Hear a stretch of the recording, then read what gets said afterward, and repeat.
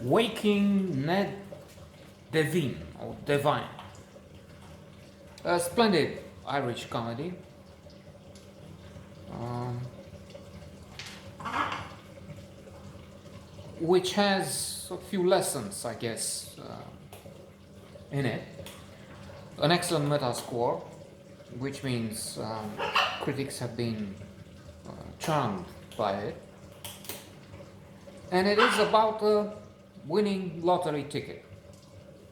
Incidentally, positive psychology research has demonstrated that money does not bring happiness. Well, we all need an amount for comfort, food, shelter, uh, books, some films. But large amounts of money do not really result in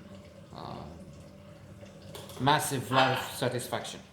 That is, they looked at lottery winners, those with more than $1 million, and found that yes, after winning the ticket, some for some months, they experience a boost, an increase in reported life satisfaction. But after that, they return to a base level. There's more about this. If you want, you can find on the internet, on this blog actually also, more on this. But we're talking about this particular lottery winner, Ned Devine. Alas, when he finds he has won the big prize, he dies in his shock, probably, of having such a good fortune. Come to think of it, thus he he adds to the study. I mean, he's one who's not really happy when making, well, happy for a few seconds, and then he dies. His friend finds him. It's not Michael. Is it Eddie? Let's call him Eddie.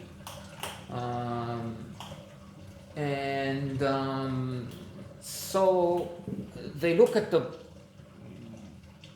price tag, and it amounts to something close to £3 million, 2.8 or something, huge. So now the scheme is how to get the money, because late Ned, has written his name on the ticket, and therefore it has to be him to pick up the ticket. And furthermore, they will find at one point that there is a price to pay. There is a reward for those who report to the lottery a fraud. That is, when someone else is trying to get the money other than the actual real winner. And one woman in the village will, it seems that she will try to take advantage of that. They give the one who brings in the swindler 10%. So that's, or 20% was it? Because I think she mentions £700,000 or so. Anyway, so first of all, he schemes with Michael, his friend. Michael will become, in a way, the hero of this story, because he will play Ned. He has to play Ned to get the money. When the agent from the lottery comes, and it will make for a very funny, very amusing, charming comedy, in which all the village will participate. They realize they have to take them all in and share the big pot.